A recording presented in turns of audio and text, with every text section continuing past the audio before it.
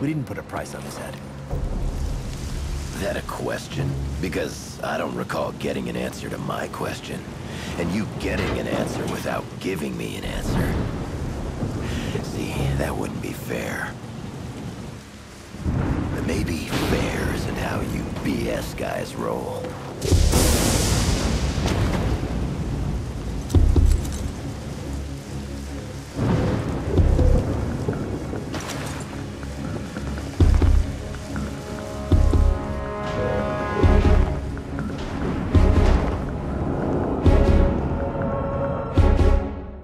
Hi, I'm Cram, and today we take a look at Sega's Anarchy Reigns, which is available for Xbox and PS3 and offers a mixture of arena-based fighting alongside semi-freeform environments to roam about in.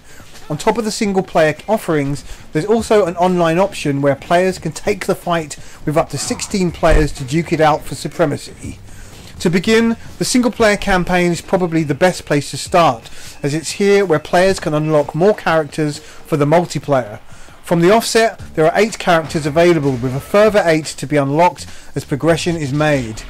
Multiplayer aside, the single-player campaign has players choosing one of 2 sides at the start, for differing perspectives on the story, but the core mechanics remain the same. Choosing Jack from Mad World, for example, has players entering an enclosed area which can be explored. The areas aren't devoid of life, as they contain spawning enemies ranging from basic rogues who will run away when things get too much, to more advanced troopers and monstrosities who are likely to overwhelm with their powerful attacks. Players are somewhat limited with the moves available, and this tends to make the game a bit tiresome and repetitive. There are standard heavy and light attacks, special signature attacks, throw moves, and aerial and stomping moves, and a super attack, and that's about it. Players can pick up objects and throw these, or use them as melee weapons, and on occasion, vehicles can also be hijacked and used. There's no real character development here, which is a shame, and so it becomes an exercise in simple hack and slashing. In terms of progressing the story, players have to amass a certain number of points before the next story mission becomes available. There are 2 ways to accomplish this, which again comes across as quite repetitive.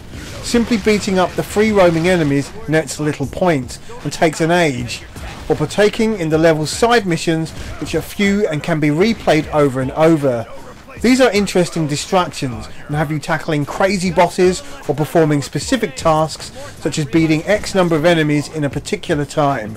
Sadly, the side missions can be a little unforgiving, where failure results in no points being awarded, which is a bit mean.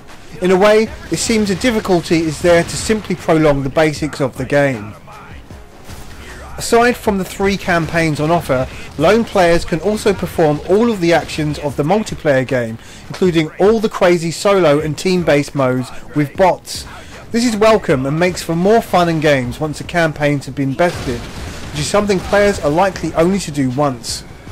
Anarchy Reigns is a mixed bag when it comes to the graphics, and there's a distinct fuzzy look to the graphics, making them look quite dated and certainly not as sharp or crisp as expected these days. It's probably a deliberate design choice to give the game a more comic book effect, but in terms of a game, are not really up to par. That said, there's some really cool character designs which kind of make up for the lack of visual splendour. Kind of. Audio is pretty good with some solid voice acting, but it's the funky soundtrack that stands out the most. From the delightful menu screen ditty to the hip hop tunes and playing fares a lot better and fits the theme of the game very well.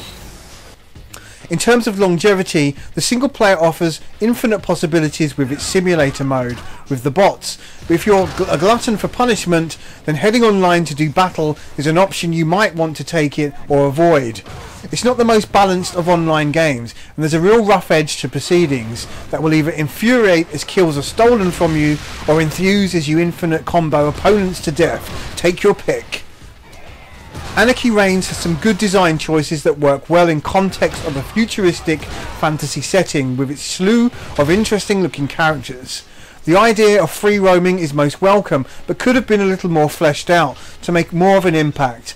As it stands, the game comes across like a hybrid Dynasty Warriors come Fist of the North Star, but never really excels in either area.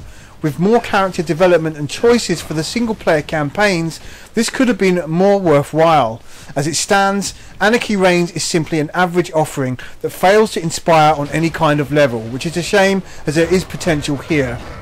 Anarchy Reigns scores an average 6 out of 10. I'm Rob Cram, thanks for watching.